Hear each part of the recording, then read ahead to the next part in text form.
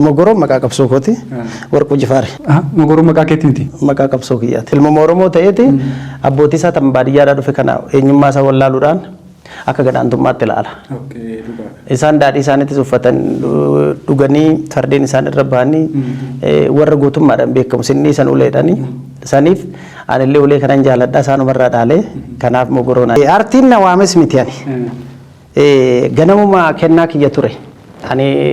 daamumaan na sirbaa yaaduu keessa darbee nurratti haa irraanfatamuudha dhaloota dhufuuf lafa keenya hinduuna dhanuun jiraannee irra wal arginaa miti murannoo yeroo san qabnu hinduuna an jiraate hin jiraata an du'e hin du'aadha itti kutanneetu wanni abdattamamtu hin jiru waaqa tokkicha isa babal'aa kana hoolaa qallee kochee nyaachuu barree erga hoomi maaliif erga hoomi lammiin koodiina kappa hoolaa qallee kochee nyaachuu barree erga hoomi maaliif erga hoomi lammiin koodiina kappa ebbisa ebbisa ebbisa addunyaa iyyanuun argani biyyeen daangaa mutii walirraan taragan taadde birruu iyyanuun argani biyyeen daangaa mutii walirraan taragan abbishee garbaa iyyanuun argani biyyeen daangaa mutii walirraan taragan finfinneetti gal beenaa raddaa gullalle finfinneetti gal beenaa raddaa gullalle dhiiroo waldagan ijoollee waliin guddanne dhiiroo waldagan ijoollee waliin guddanne.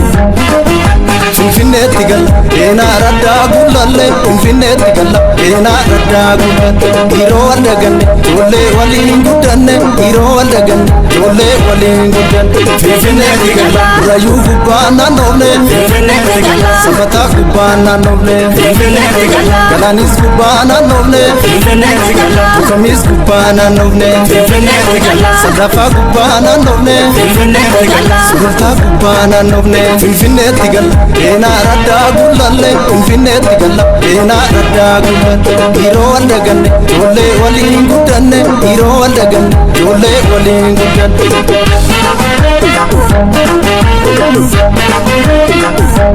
Si gabaan barmana namaa seenee manni kun tan isaa miti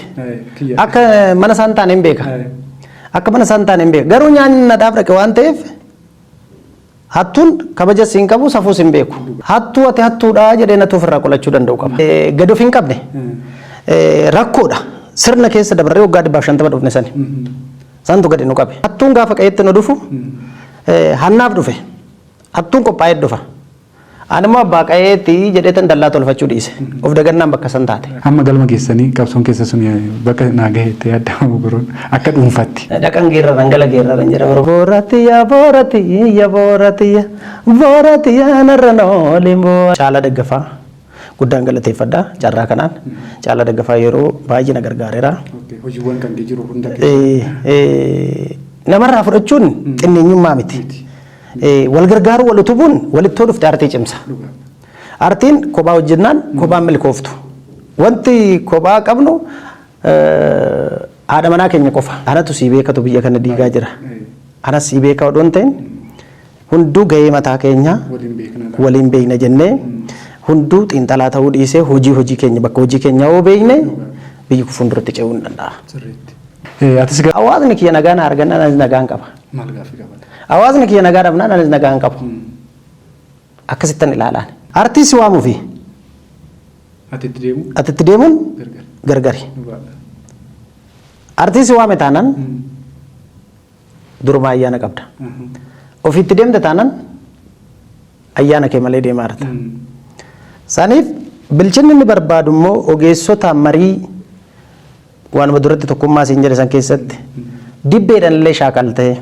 shaakaltii gahaa qabaachuu waasan sirriitti beekuu liqimsite aartiyyoon dhaan taane bargalee qotuu daldaluus nan danda'a dirqama qabdu yoo saba kana bakka bu'ee na hojjete tan gammada yoo saba kana xiqqeesse anallee hojii nan xiqqaadha achi keessatti mul'adha waan ta'eef gaafiin qabdu waldeeggaruun aadaa keenya waldeeggaruun aartiin immoo deeggarsa barbaada namni kamuu deeggarsa barbaada ormi kanaan nu caala muuziqaan ormaa ceeta